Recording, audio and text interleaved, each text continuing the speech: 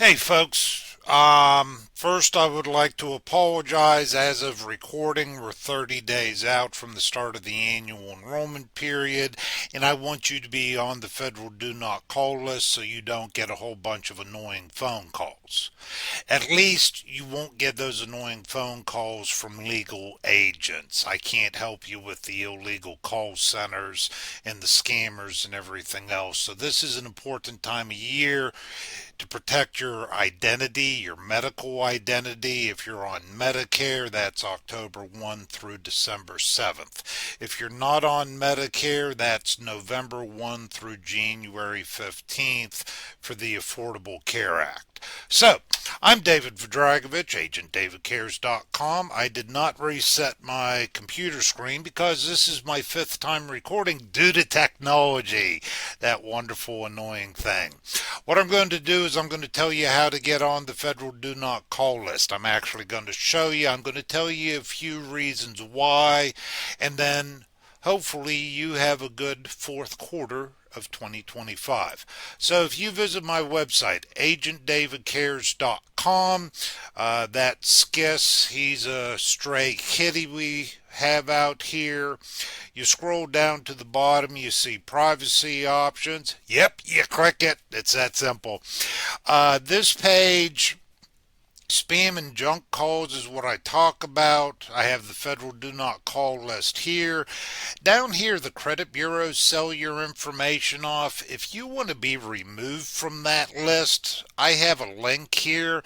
I did it myself personally about 6 months ago, and I'm not sure it's made a difference yet.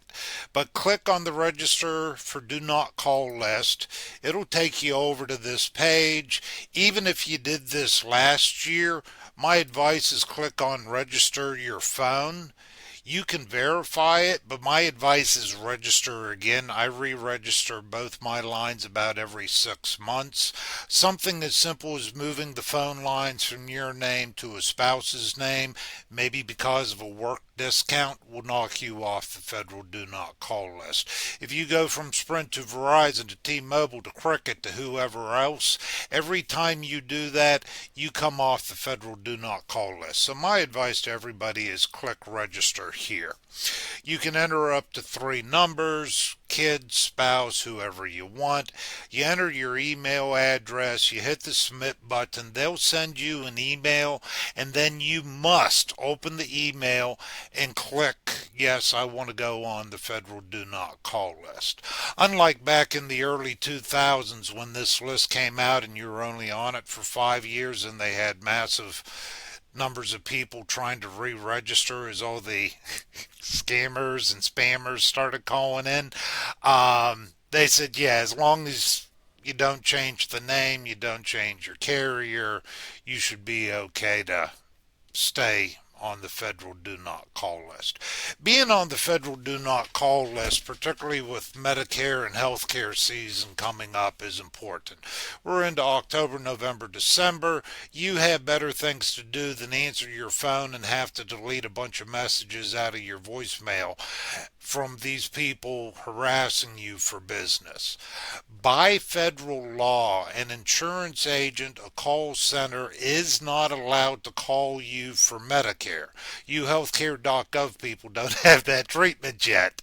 But it took about 12 years to get on the Medicare side, so maybe healthcare.gov will get it in a couple years. An agent, a call center, is not allowed to call you unless you request it. So you might be on a website, ooh, I can win a free toaster, and type in your name and your phone number, and somewhere in the fine print it's going to say that they have the right to sell your information off, which is generally between 1 and 7 agents, and then your phone starts blowing up with texts and phone calls. Oh, what a pain. I just went through my annual certification. I will not be harassing you. Don't worry about it.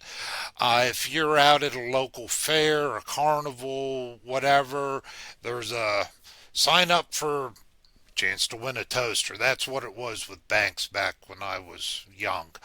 Um, and you fill out your name and your phone number. Normally in the fine print at the bottom it says whoever's collecting these cards, you agree to receive a phone call from them. So be careful signing up for any of that stuff. That's how your name gets out there on those lists. Now, I don't have a whole lot of respect for the Department of Insurance, who I'm licensed through.